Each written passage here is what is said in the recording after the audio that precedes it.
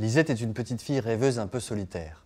À l'école, elle passe plus de temps à regarder par la fenêtre qu'à écouter vraiment.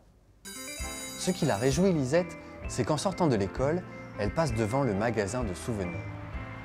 C'est un vieil homme qui tient cette boutique.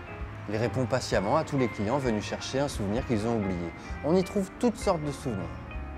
Lisette, elle aime observer tout ça, elle qui est encore bien trop jeune pour en avoir.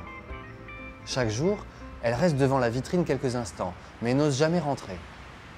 Un jour où elle commence à se poser des questions, elle se décide enfin et passe le pas de la porte. « Bonjour monsieur. »« Bonjour Lisette. Vous connaissez mon nom ?»« Bien sûr, un bon marchand de souvenirs se doit de savoir ce genre de choses. Qu'est-ce qui t'amène ici ?»« Ben, je me pose une question. Je voudrais savoir d'où nous venons. »« Ah, je vois. Attends un peu. » Le marchand ouvre un tiroir et saisit un énorme livre qu'il montre à Lisette. Il lui explique que ce sont des calculs savants, qui montrent que la probabilité que la Terre existe, que la vie s'y soit développée, que tous ses aïeux se soient rencontrés jusqu'à la faire est quasiment nulle. Les hommes sont de vrais miracles mathématiques, plus improbables que les gagnants du loto. Ça épate Lisette, mais du coup elle s'interroge et se demande où nous allons. Le marchand, un peu gêné de devoir dévoiler cette vérité, attrape dans le tiroir suivant un simple bout de papier blanc avec un point noir dessiné au milieu.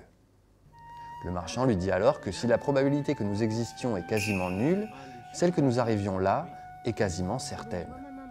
Là, au milieu, là où il n'y a rien qu'un point noir. Et sans qu'elle n'ait le temps de la poser, le marchand répond alors à sa troisième question.